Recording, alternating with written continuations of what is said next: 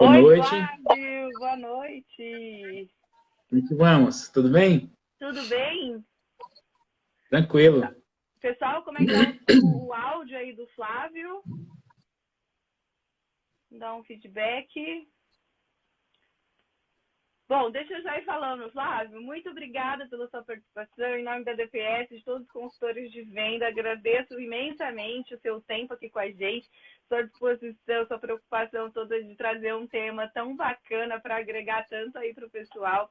Então, muito obrigada mesmo. Lembrando que o intuito mesmo das lives da DPS é levar essa informação mesmo, compartilhamento da informação, da experiência dos profissionais, porque como a gente atende aí o Brasil todo, a gente percebeu, os clientes mesmo têm dado um feedback super positivo, porque às vezes fica, falo que toda profissão, né, a gente vai ficando tão fechado na nossa região que às vezes não sabe o que está acontecendo no resto do mundo.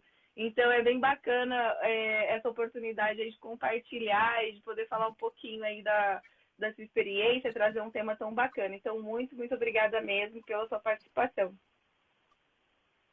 Obrigado, Adriane. E para mim é uma satisfação grande, né, poder estar aqui com vocês e um pouco de um desafio também, né, porque falar de um tema desse assim com um tempo, vamos dizer assim, um tempo um pouco curto, né, mas a gente sabe que as coisas vão se ajustando e a gente vai conseguindo falar alguma coisa, né. Então, agradeço aí a DPS, primeiro, pela indicação do meu nome aí, a você, né, por ter se empenhado aí com a live e tudo. E agradecer ao pessoal aí que está nos assistindo, acho que já é a terceira live, mais ou menos, falando desse tema, então isso traduz aí um tema que é relevante, né? Um tema relevante para a gente poder falar um pouco. Então, vamos lá, pessoal. O que se pode falar da ultrassonografia Doppler, né? É um tema, na realidade, bem interessante, porque, diferentemente do que a gente está acostumado, né, com o Doppler em modo B, né, aliás, o ultrassom em modo B, o Doppler ele já nos traz uma outra vertente de informações. Né? Enquanto a gente no modo B está olhando aí estruturas que são estáticas, né, a gente vê, né, essas estruturas estáticas são alvos que estão fixos ali, a gente vai olhar para o Color e a gente vai enxergar aí já estruturas em movimento. Né? O primeiro ponto é esse, a gente falar sobre isso. Né? Então, dentro da física do Doppler, a gente está estudando estruturas que estão em movimento e que nem sempre estão se direcionando em direção, vamos dizer assim, até redundante, né, mas em direção ao meu feixe sonoro. Né? Então, enquanto eu tenho uma estrutura parada no modo B, no modo Doppler, né, seja qual for ele, eu tenho estruturas móveis e às vezes elas não estão se movimentando na direção do meu feixe de ultrassom e, o mais importante, às vezes elas não estão na mesma angulação do meu feixe de ultrassom. Então, isso é uma informação bem relevante para a gente poder entender como é que se forma, primeiro, esse Doppler. Né? Quando a gente vai, então, olhar para o Doppler, a gente olha para uma situação como essa. Né?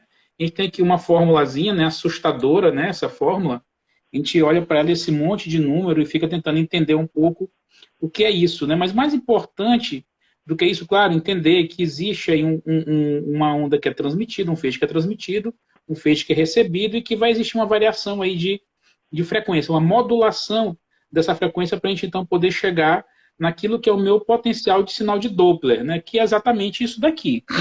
Esse aqui é um cenário de uma equação básica, é uma equação que a gente olha, e a gente tem aqui uma estrutura que ela está paralela, ou seja, tem aqui hemácias paralelamente ao feixe de ultrassom, então se eu chegasse aqui e fosse desenhar aqui, eu ia ter o meu feixe de ultrassom chegando nesse ponto, e ele está paralelo, então, as minhas hemácias que se dirigem aqui, nesse caso, na mesma direção dele. O contrário poderia acontecer.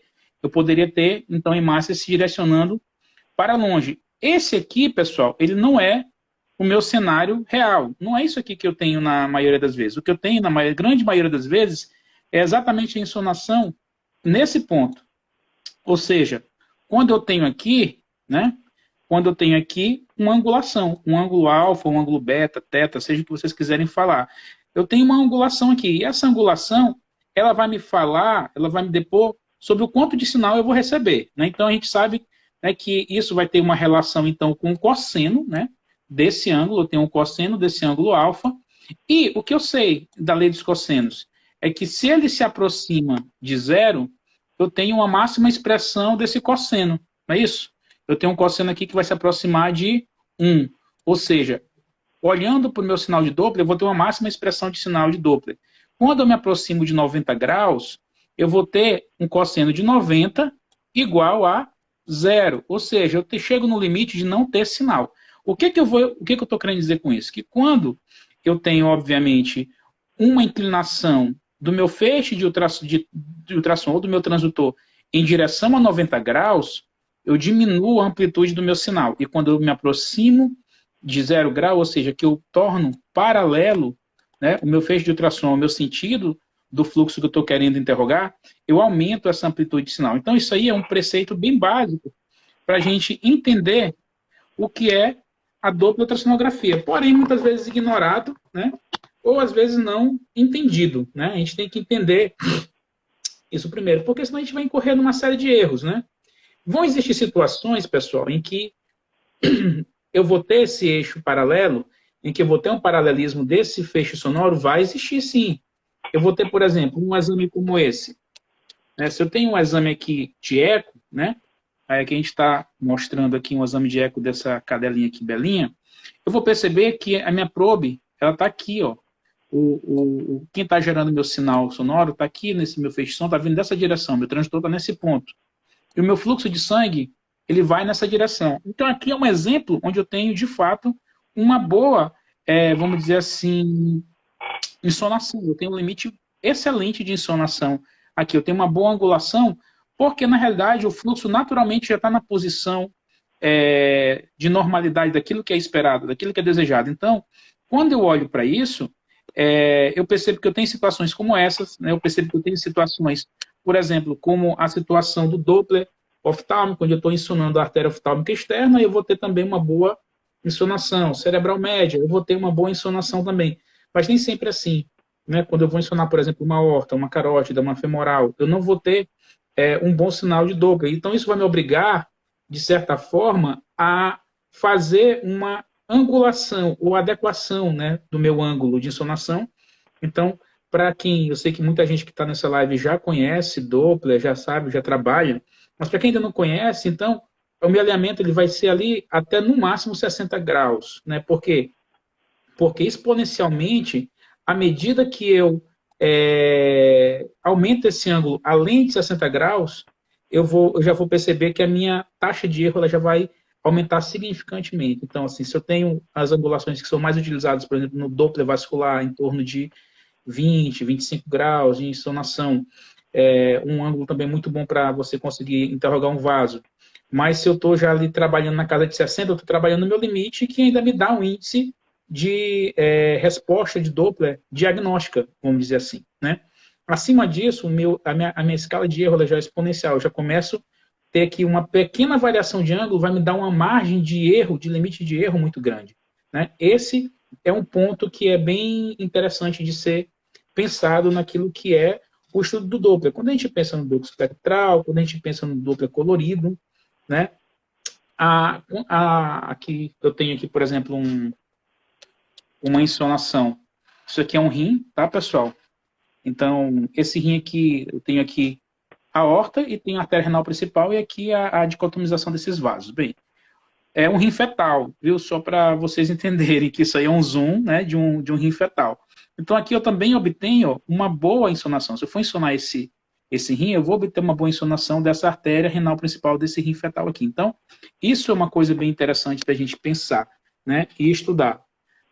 Artéria cerebral média, também posso obter também uma boa insonação, sem nenhum problema, né? Eu consigo insonar bem a artéria cerebral média. Então, são alguns exemplos que eu gostaria de dar a vocês, para que vocês entendessem isso. Então, o cenário real da minha equação, ele vai ser esse, né? Esse é o cenário real da minha equação, né? Uma insonação, onde eu vou ter sempre uma angulação, e essa angulação, ela vai ser sempre, vai sempre ser proporcional aí à minha taxa de resposta de Doppler, né? Isso que a gente está pensando tanto no Collor, tá, pessoal? Quanto a gente estiver pensando no Doppler pulsado, por exemplo. Né? A gente tem aí algumas alguns tipos de Doppler, vamos dizer assim, o Doppler colorido, que é exatamente aquele que vai me dar um sinal, né, que está normatizado aí com o vermelho aquele fluxo que se aproxima do transdutor e em azul aquele fluxo que está se afastando. Então eu posso ter isso inclusive no mesmo vaso, né, dependendo do meu ângulo de insolação, eu posso ter um fluxo que se aproxima do meu transdutor em vermelho e que se afasta dele em azul. E isso aí acaba quebrando, né, aquele tabuzinho de alguém que algum dia pensou, né, que o que é vermelho é arterial e o que é azul é venoso. Então, isso não é verdade. Se a gente colocar, inclusive, esse transdutor é numa posição de 90 graus, a gente sabe que essa insolação, ela não é uma insolação retilínea, né? Ela sai mais ou menos como em formato do leque, então ainda vou ter ainda uns feixes laterais que vão me permitir receber algum som, né, em vermelho, recebendo desse transdutor e saindo em azul. Então, o que eu vou perceber é que esse fluxo vai chegar em vermelho, vai se afastar em azul, e que no centro eu não tenho sinal. Então, a gente vai olhar que parece que no meio não está marcando nada, mas não é uma parede que está com defeito, não precisa ligar para a Adriane enchendo o saco, perguntando, né? É simplesmente o fato de que a física do Doppler está funcionando naquele local. Então, ali eu tenho 90 graus, a gente lembra aqui que eu acabei de falar, 90 graus é exatamente aquele momento em que o meu transdutor ele não está capturando sinal nenhum.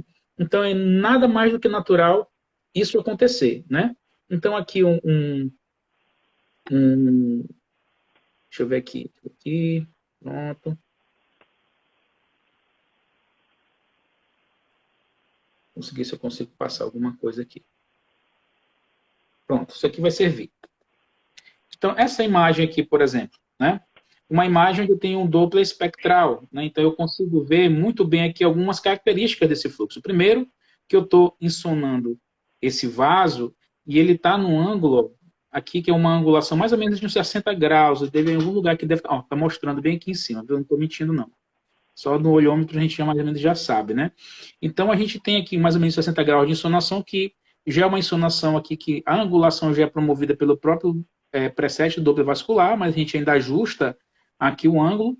Importante dizer, né, a gente vai falar aqui de algumas características rápidas, isso aqui não é um curso de Doppler, mas é importante insonar sempre no centro do vaso, né, tomando ali pelo menos ali 2/3 do diâmetro desse vaso, para que a gente pegue realmente aquele fluxo que está mais central e que é mais laminar, né? Fluxo laminar é aquele fluxo organizado, aquele fluxo formiguinha, né? Fila indiana, né? Um atrás do outro, uma massazinha atrás do outro. Isso é um fluxo laminar. Um fluxo turbulento é aquele fluxo desordenado, onde cada hemácia vai para um lado devido a algum processo que leva aí a um distúrbio, né, de fluxo nessa região, que faz com que esse fluxo aumente ou diminua. Enfim, aqui a gente tem um Doppler espectral e a gente vê, ó, essa aberturazinha aqui que é bem interessante, ó, que a gente chama de janela sistólica, né? Exatamente o que me diz aqui que esse fluxo, um dos sinais de que esse fluxo ele é laminar. Eu olho para o meu fluxo em vermelho, que está se aproximando da minha insonação, e eu tenho minha área de interrogação aqui nesse ponto, eu estou interrogando exatamente esse ponto, a velocidade de fluxo, exatamente aqui no gate dessa amostra do pulsado, e ele me dá exatamente essa curva, né? É uma curva de Doppler espectral, me dando aqui um pico sistólico, né? Também uma velocidade diastólica final, né? E a gente trabalha alguns índices aqui que agora não vem ao caso, a gente vai falar um pouquinho mais à frente quando a gente estiver falando de renal, mas o que é interessante mostrar aqui agora, nesse sinal de Doppler, é que esse Doppler está bem ajustado, né? É um dos pontos que a gente quer comentar sobre ajustes da máquina. A gente percebe que não está sobrando sinal, né? Eu não tenho roubo de sinal, por exemplo, de outro vaso, que é muito comum acontecer. Às vezes a gente pega, por exemplo, uma artéria renal e a gente calibra inadequadamente o meu BART aqui do lado, a minha escala, né? E o que vai acontecer quando eu calibro? Inclusive aqui está invertida, né? O que vai acontecer, né, quando eu faço um ajuste inadequado do meu color? Eu começo a capturar sinal de fluxo de todo canto. Então, por exemplo, se eu tenho uma velocidade aqui que é mais ou menos parecida com a deste vaso, ele vai começar a roubar sinal aqui. Então, se eu tenho ao invés de eu calibrar isso, eu vou conseguir capturar o sinal da artéria, porque afinal ele é um sinal mais alto, mas se eu tiver uma veia passando aqui atrás, eu também vou capturar esse sinal. Então, eu vou ter um roubo de sinal passando aqui embaixo, e você vai me dar um sinal sujo, que vai ser difícil de fazer vai ser difícil de eu fazer mensurações aqui nesse ponto. Né? Então, aqui eu tenho primeiro, um ajuste de colo adequado, eu vejo que o fluxo é completamente laminar.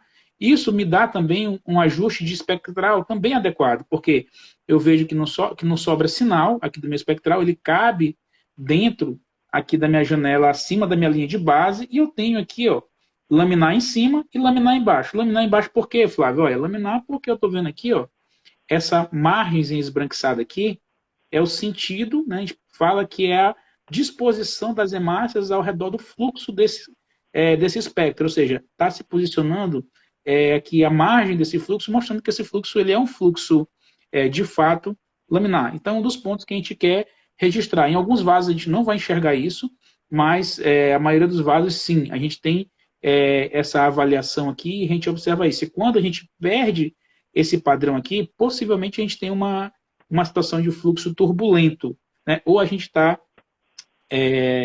vamos dizer assim, trazendo aí um ajuste, né, de colo e de espectral inadequado. Porque, por exemplo, se essa velocidade aqui está girando em torno de 100 centímetros por segundo, se eu tivesse aqui mais ou menos um ajuste inadequado, eu estaria tendo um artefato que a gente chama de aliasing, né?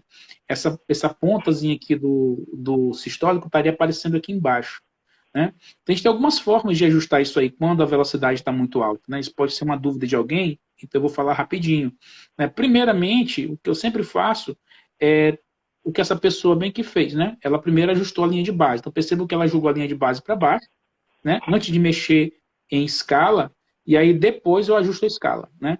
E antes de tudo isso, eu vou lá no meu color e vejo se meu color está ajustado também. Ou seja, se eu não tenho uma situação realmente patológica, onde eu tenho um trombo, onde eu tenho no caso de uma placa teromatosa, alguma coisa que vai me gerar um fluxo turbulento na região, eu consigo ajustar esse fluxo para me dar uma característica laminar aqui. A hora que ele me der essa característica laminar aqui, eu vou conseguir ajustar adequadamente também o meu espectral aqui embaixo. Então, na realidade, com relação ao meu estudo de colo, a gente tem muita coisa para falar sobre isso, né? O espectral também, mas é mais ou menos isso que a gente queria falar, né? E aí eu sempre gosto de deixar isso aqui, essa aqui é uma aula minha inicial, eu sempre coloco isso, né? Que eu digo que os problemas com a regulagem da frequência do Doppler podem provocar alargamento espectral, causando erros de mensuração e derivação de cálculos a partir do espectro obtido. É uma frase bonita que ninguém entende, né? Mas o que eu estou querendo dizer é o seguinte, é que se eu regulo inadequadamente o meu espectral, o que vai acontecer? Desculpem, as minhas escalas, tanto de color como de espectral, eu vou obter valores irreais. Se eu insono inadequadamente, eu também vou obter valores irreais. Com isso, o que vai acontecer é que eu vou, consequentemente, causar um erro, né? Eu vou ter um erro diagnóstico. Então, o que mais acontece, principalmente em vasos de grande velocidade, erros de inadequação. Parece assim um absurdo, mas o que mais acontece são os erros de inadequação de regulagem de colo. Né? Você não regula o colo direito, né? E vários alunos meus me mandam imagens de fluxo, quando a gente está trabalhando, principalmente coração, né? Que a gente está mexendo com a artéria pulmonar, principalmente, eles mandam, professor, esse fluxo aqui está turbulento nessa artéria pulmonar. Na realidade, a gente sabe que a artéria pulmonar é um pouco curva, então quando o fluxo de sangue sai da via de saída, entra pela via de saída do ventrículo direito, ele faz uma curva na artéria pulmonar e ele turbilhona na parede do vaso. Então é natural que ali tenha uma turbulência. Que a gente ajusta isso muito bem, ajustando a escala de cores ao lado. Então, quando eu ajusto o meu limite de Nyquist, né, para falar um nome bem bonito, né, limite de Nyquist, que a gente ajusta aquela escala para mais, então eu consigo colocar dentro daquela escala maiores velocidades. E aí eu retiro esse artefato de velocidade e consigo ter um fluxo laminar.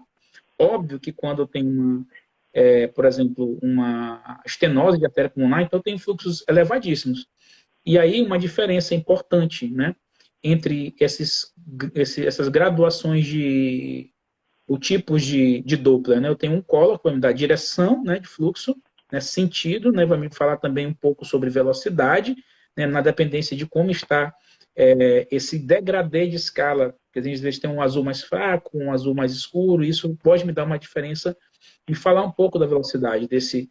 Então a gente tem direção e velocidade, né, mais ou menos ali, subjetivamente a velocidade, Mas eu já tenho o espectral que ele já também vai me dar direção. Se eu estou acima da minha linha de base, eu tenho um sentido de aproximação desse transitor. Se eu estou abaixo da linha de base, eu tenho um sentido de afastamento. E aí ele já vai me derivar várias outras coisas. Ali eu já tenho velocidade de pico sistólico, diastólico, índice de resistência vascular, ou de resistividade, índice de pulsatilidade. Eu já tenho mais coisas para estudar. Né? Mas isso o tempo todo, pessoal, trabalhando velocidades que são as velocidades dos vasos de maneira geral, aí em torno de 100 centímetros por segundo, tá? Quando a gente começa a aumentar essas velocidades, que eu tenho pontos de estenose, alterações que me geram aumento de velocidade, aí a gente já tem que usar o Doppler contínuo para conseguir enxergar essas velocidades. Caso contrário, a gente vai ter um problema grave, que é o aliasing, ou a incapacidade de você determinar as velocidades, porque o transdutor não consegue mais determinar, né? Quanto de fluxo está se aproximando e quanto de fluxo está se afastando, quanto sinal, né? Como é que esse sinal estaria.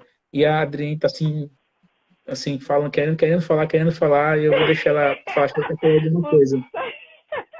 Não, deixa eu só aproveitar de uma pergunta, Flávio, que eu só vou aproveitar você falando sobre regulagem, e um cliente perguntou se o modo B não estar bem ajustado interfere no ajuste do Doppler? Na realidade, sim. O exame ele inicia pelo modo B, sempre, né? Então, eu preciso de um modo B, obviamente, bem ajustado, né? O primeiro passo para fazer o Doppler, eu até falei para você, né, antes da gente começar a live uns dias atrás disso, o primeiro passo para fazer o Doppler é você saber fazer o exame de abdômen, né? Então, um bom exame de Doppler depende de um bom exame de abdômen. Né? Depende de várias coisas, na realidade. Então, assim, a minha aula, ela não começa pelo exame de Doppler. Ela é chocante por isso, porque ela começa pela anatomia. Eu começo a minha aula pela anatomia, mostrando o órgão, mostrando a anatomia dele, mostrando o que a gente chama de sintopia, a relação dele com os demais órgãos, né? E aí depois eu mais ou menos deduzo que quem está ali fazendo o meu curso de Doppler é aquela pessoa que já faz ultrassom de abdômen, né? Então eu não preciso ensinar ela onde é que eu vou olhar o fígado. Ela sabe os acessos do fígado, ela sabe os acessos de rim, ela sabe olhar uma adrenal, ela sabe olhar um pâncreas. Então assim, o que é uma dedução lógica, né? Do que quando você vai trabalhar o Doppler. Por isso que eu sempre falo para os colegas, olha, gente, o Doppler é para quem já faz exame, né? Ah, mas eu estou aprendendo a fazer exame, então tem que fazer um curso de abdômen, faça o curso de abdômen, fique fera no abdômen, fique fera na anatomia desses órgãos, se familiarize com ele, se familiarize com os ajustes de modo B, que é o mais importante, né? Porque você regular bem uma escala de cinza, você regular bem essa curva de ganho com o tempo que tem ali do lado, que às vezes as pessoas ficam perdidas, né? Todo mundo deixa meio borderline ali, todo mundo deixa meio no meio ali para não ficar mexendo muito, ficar com medo, né? O application sai, aí alguém bagunça, ninguém mais sabe ajeitar. Então, esse é um problema, saber ajeitar essas escalas de profundidade, foco, né? Eu estou trabalhando, que estrutura que eu estou trabalhando? É mais profunda? Né? Uma estrutura mais superficial? A escolha do meu transdutor? Quer dizer, já é uma outra vertente de discussão que não é do Doppler, né? Mas você tem que ajustar bem o modo B. Né? Ajustou bem o modo B, ajustou a escala de cinza, ajustou a profundidade, aí sim, né? Eu vou jogar o meu colo e sempre estudar primeiro o vaso, né? Porque basicamente o colo e o Doppler ele vai ser usado para o Doppler vai ser usado para estudar vaso. Né? Para que a gente quer Doppler? Para estudar perfil vascular. Então eu tenho que estudar esse vaso, primeiramente, inclusive no modo B. Eu tenho que enxergar ele no modo B. Eu tenho que enxergar a íntima desse vaso. Eu tenho que saber como é que está esse vaso. Esse vaso é um vaso que é suspeito vamos dizer, de um aneurisma. Né? Eu tenho uma ectasia. Né? Por que eu estou estudando esse vaso? Qual é a suspeita? Né? Então, são várias perguntas que eu me faço quando eu estou fazendo exame.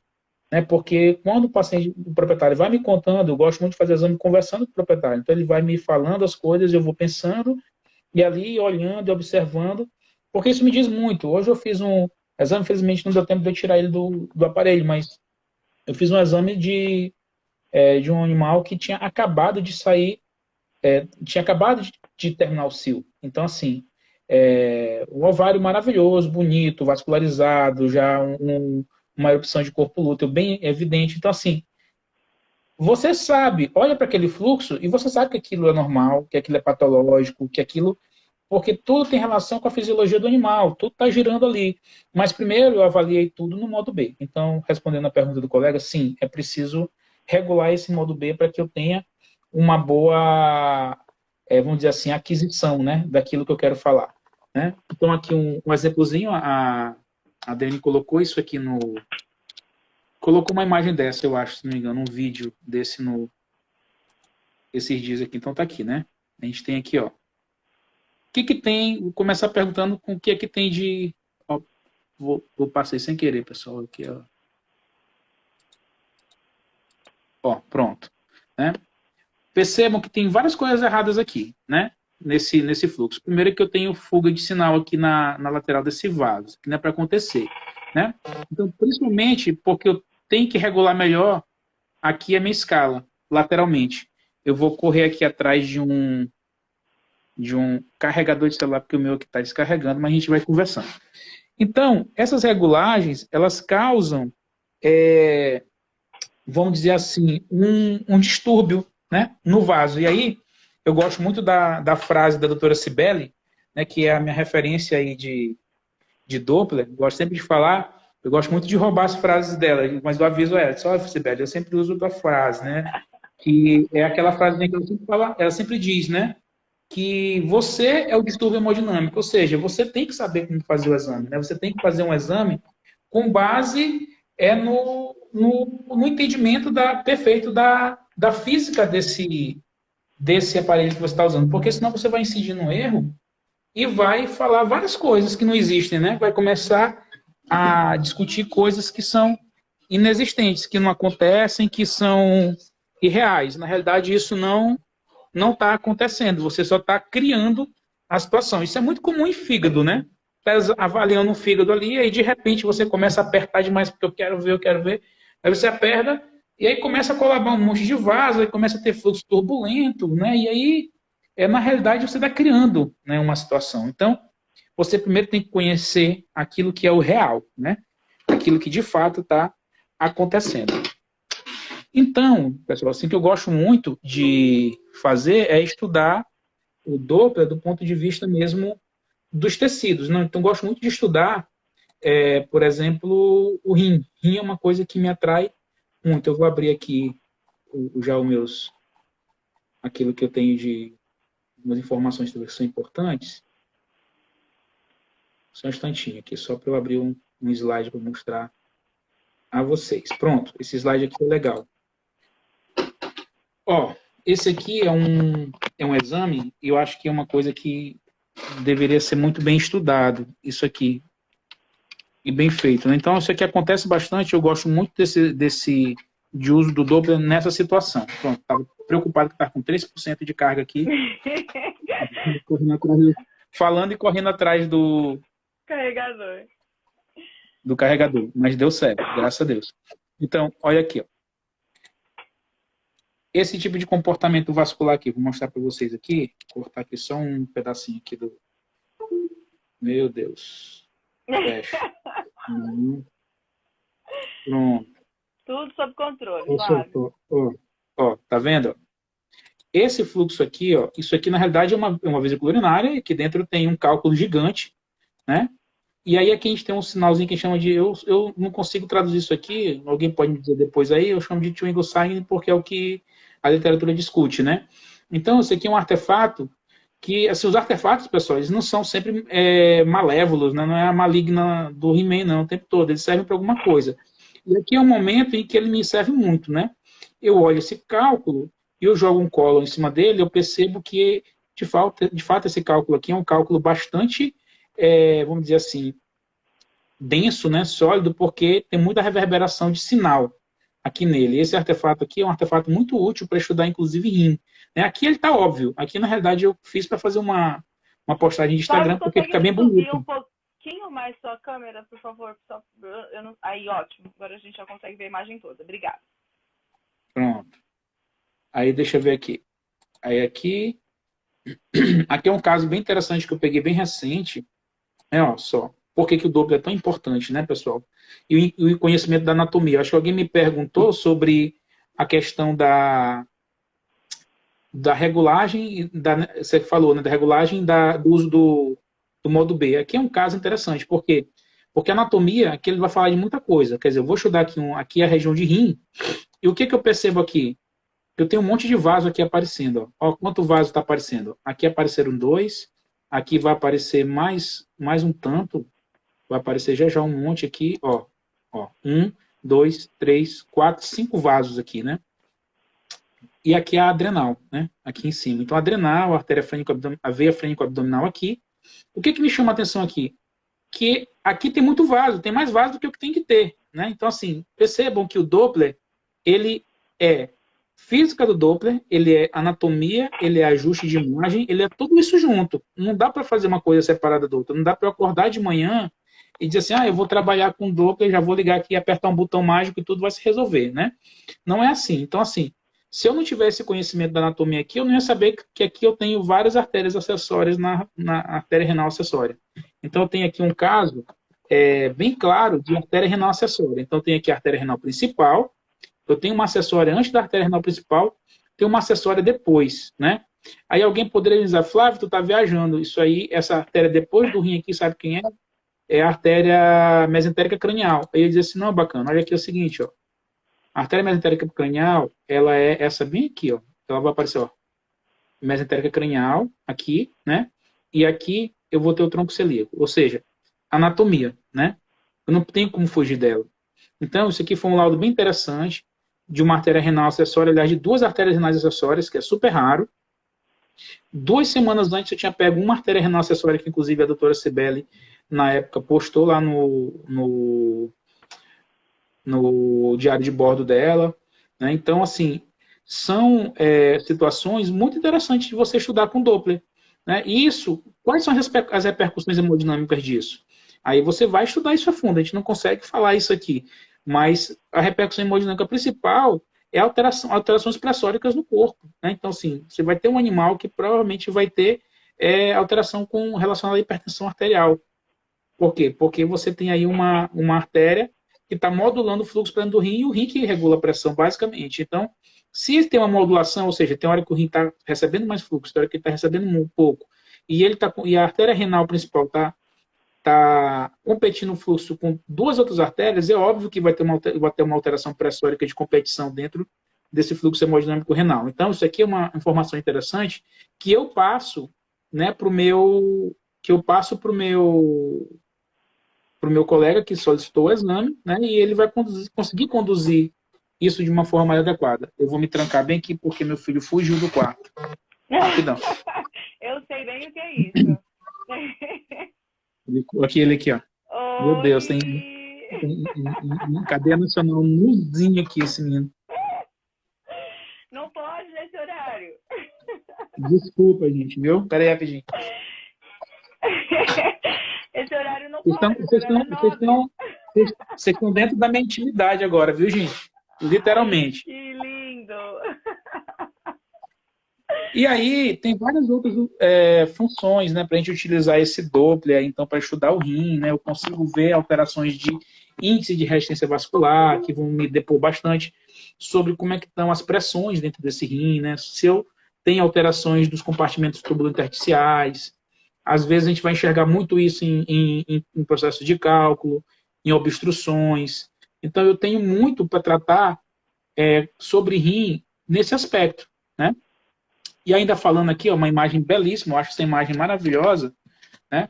Que é essa imagem de fluxo aqui, ó, em que eu comparo, de um lado, o fluxo em cola, né? E do outro lado, ó, eu comparo o fluxo no Doppler de potência. O que é interessante aqui?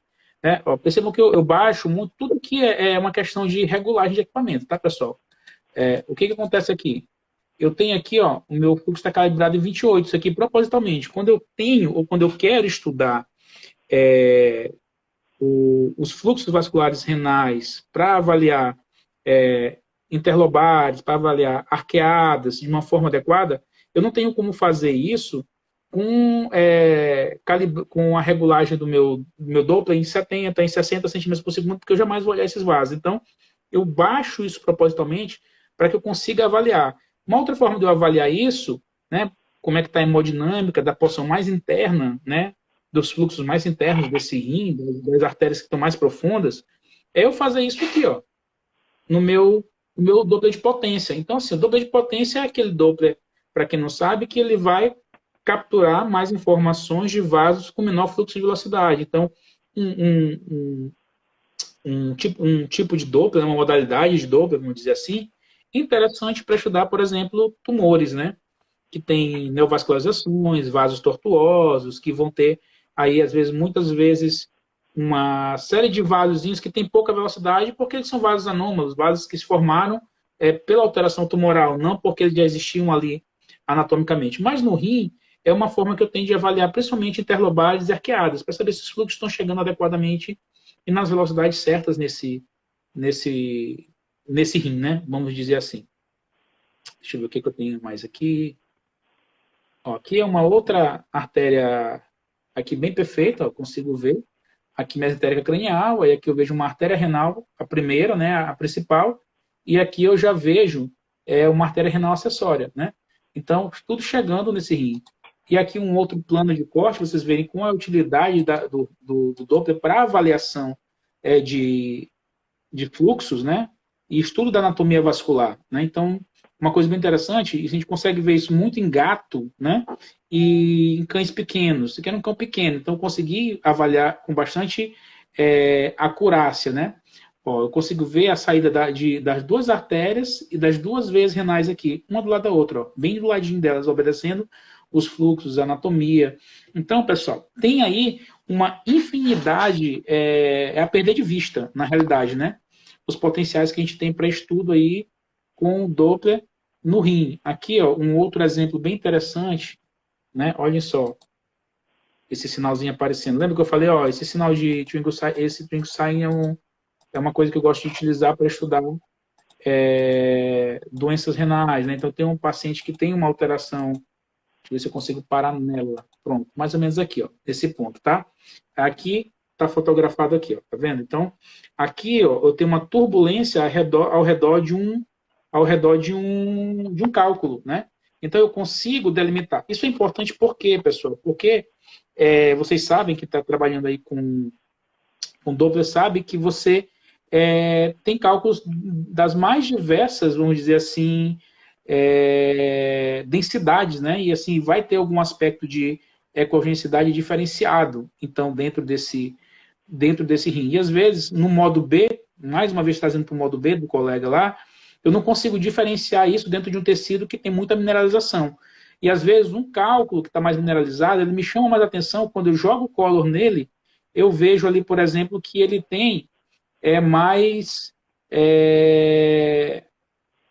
tem um pouco mais de reverberação naquele local, né? Me causa mais uma ressonância ali, e aí eu consigo pensar naquele cálculo como um cálculo de maior importância dentro desse rim. Fora que, às vezes, eu não tenho uma sombra que depois eu passo a perceber ela. Eu não percebia, porque tem a taxa de processamento visual também. Você está olhando ali um animal que está se movimentando, um rim que está o tempo todo se movimentando ali também.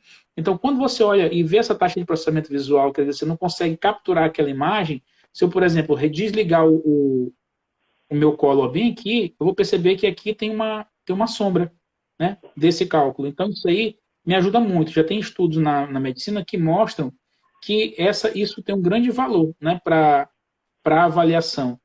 Outras coisas que eu gosto de utilizar o Doppler, e a gente está falando aqui, é exatamente para isso.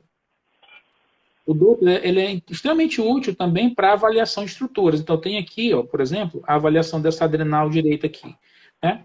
A gente sabe que a adrenal direita ela tem uma topografia muito íntima com a minha veia cava caudal. Então, se eu tenho a veia cava caudal, eu vou ver mais dorsalmente aqui, lateralmente, na realidade, a minha aorta. Então, se eu consigo determinar a posição desses dois vasos na topografia adequada, eu consigo enxergar a minha artéria adenal, a minha glândula adrenal bem delimitada aqui. Então, tem vários exemplos disso. Aqui, por exemplo, eu tenho um outro. Essa aqui chama glândula adrenal esquerda, né? E aí eu consigo aqui, pela topografia renal, mais a topografia da própria artéria renal, determinar aqui, ó, a localização exata dessa glândula. Então, às vezes eu quero até saber de verdade, mas isso é uma glândula adrenal, isso é um linfonodo, vamos dizer que eu penso em confundir isso aí, né, que nessa tomografia é um pouquinho difícil isso acontecer.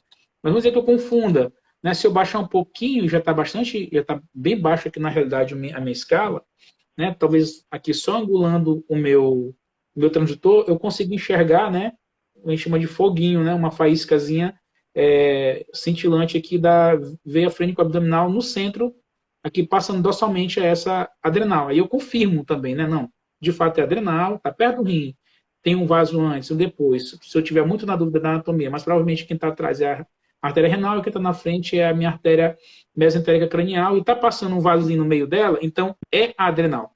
Então é uma forma que eu tenho de avaliar. A avaliação de alterações patológicas de maneira geral, aqui eu tenho o lóbulo direito do pâncreas, né, bastante heterogêneo, áreas císticas e muito vascularizado, né? Então, um animal com uma pancreatite. Aqui eu consigo mais ou menos delimitar também a gravidade dessa pancreatite pela quantidade de fluxo vascular que eu tenho nessa região, né? Aqui, mais uma vez, aqui já no lobo esquerdo, então percebo que esse animal estava bem acometido, era um gato já no estado bem grave, né? E eu estou falando muito, né, Adriane? Quer falar alguma coisa? Quer perguntar alguma coisa? Eu acho que, assim, para mim tá fantástico. Até alguém comentou, acho que o Léo aqui comentou, que é muita ciência, é que não é só ciência, né, Léo? É física e ciência, então tem que saber muita coisa de tudo. Então, é muita informação e eu acho que para quem tá querendo entrar assim, mostrando o lado do, acho que a gente já conversou sobre isso, né, esses dias antes, e mostrando o lado nosso como vendedores de aparelhos de ultrassom. É muito o que eu percebo, Flávio, você deve perceber até pelo sendo professor, né, de cursos, é que vem uma procura muito grande de pessoas falando, eu quero color Doppler, quero color, quero color, mas essa coisa de não saber exatamente como aplicar o color. Uma vez eu escutei de um professor até falando exatamente assim para mim, ele disse, Adriane, não é porque você está vendo cor que dá para ser avaliado.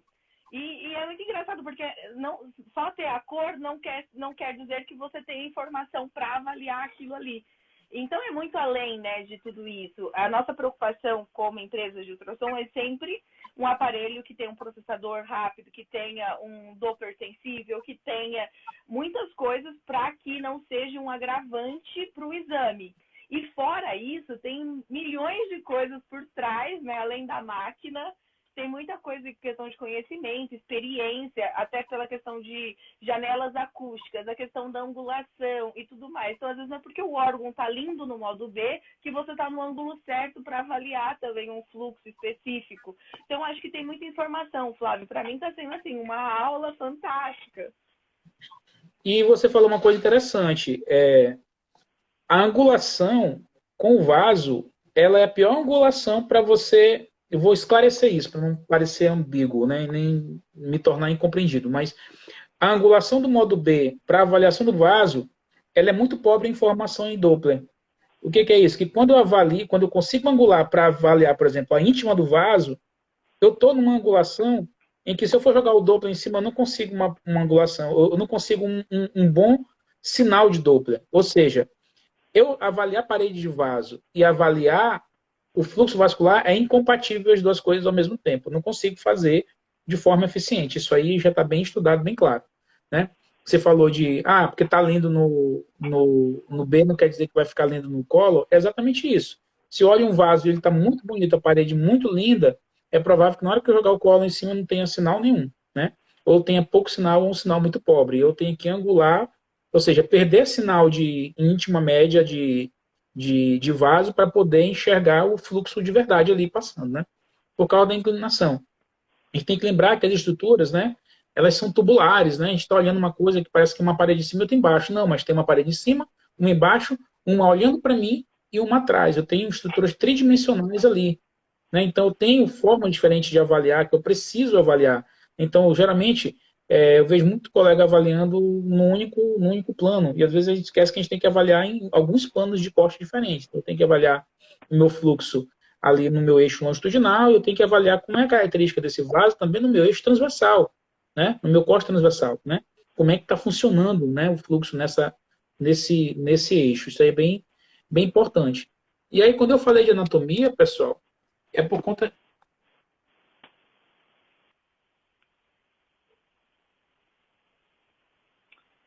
Eu até conversei com o Flávio essa semana também, da gente marcar uma outra, né, Flávio? Eu caio, eu caio, mas eu me levanto, viu? Fiquei aqui fazendo uma sala, mas ninguém tá aqui para me ver, não. Vieram para te ver. Não, mas tranquilo. E desculpa aí essa confusão aqui do celular. Sem Enfim, pessoal, problema algum, Flávio. quando eu falei de anatomia, eu queria falar disso aqui, ó. O cara olha para esse negócio bem aqui, ó, e é um negócio turbulento, né? Literalmente. Quer dizer, aqui a gente tem aqui o sistema porta, né?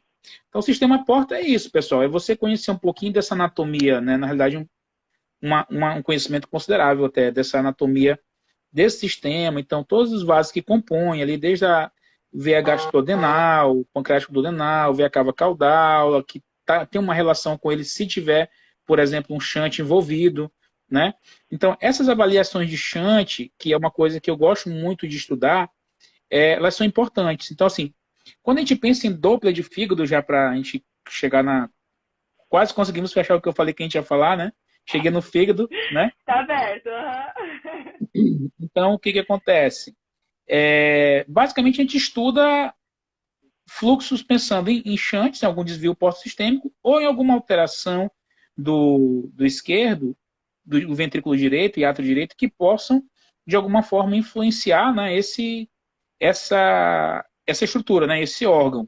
Fora isso, as neoplasias, né, os padrões de fluxos neoplásicos, né, a avaliação, né, de alguns caráteres de malignidade, né, pensando assim, né, vamos falar, né, daquilo que pode ser ou não maligno, pensando nos fluxos, a gente sabe que isso é pouco sensível para isso, né? Você teve acho que você teve não sei se foi, você teve uma live com o Marcos Feliciano, não sei, se eu não me lembro, ele deve ter falado, né, na questão do estudo contrastado, da Sim. elastografia, e outras técnicas que têm mostrado resultados excelentes na questão de avaliação, principalmente daquilo que são as neoplasias, né, em fígado. Mas, enfim, quando a gente está pensando no Doppler, a gente pensa mais nos shunts, nas fístulas, né, em situações vasculares que possam alterar fluxo. Né? Então, quando eu olho, por exemplo, para um fluxo como esse, né, o que eu posso enxergar aqui? Né? Olha só, isso aqui era para ser um fluxo de veias hepáticas normal. Porém, o que eu enxergo? Uma inversão. Né? A gente tem aqui a minha onda S invertida. Né? Ou seja,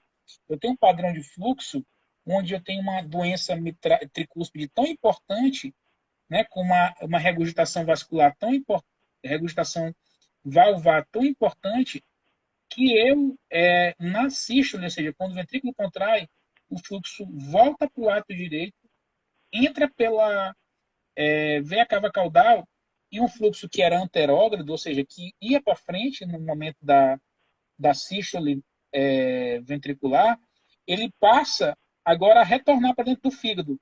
E aí me causa um fígado congesto, né? E, consequentemente, depois eu vou ter aí síndrome de veia cava, outras alterações que vão me levar aí a CIT, enfim, várias outras associações de achados que eu vou encontrar no exame de abdômen de um paciente como esse. Por que eu estou mostrando essa imagem?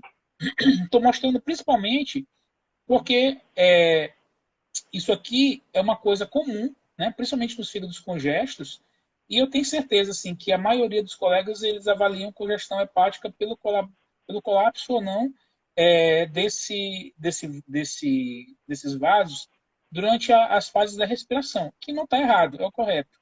Mas se eu fizer o Doppler desses vasos aqui, interrogá-los adequadamente, eu consigo fornecer uma informação de cunho hemodinâmico global. Né? Eu consigo falar, olha, eu acho que provavelmente, vamos pensar que eu não faça eco, que é o meu caso. Eu faço eco, então isso aqui para mim é muito rotina. Mas vamos pensar que eu olhe e Flávio, digo, a olha, live acho que vai dar mais uns 40 segundos aí, menos de um minuto, tá? Quanto? Menos de 1 minuto. A gente Tá. pode encerrar essa e abrir uma outra para você, Pode ser, terminar, pode sem ser. problema Pode algum. ser. Pode ser? Ótimo, então. Então, na hora que acabar, pessoal, fica de olho aí que eu já vou abrir uma na Encerra sequência, tá logo. bom? Encerra logo, aí tu volta para eu poder concluir. Acho que é melhor. Tá ótimo, então. Então, vamos encerrar e a gente já Tá. volta já em uma outra, tá bom? Tô voltando Tá. Não aqui. saiam daí, pessoal. A gente volta, viu?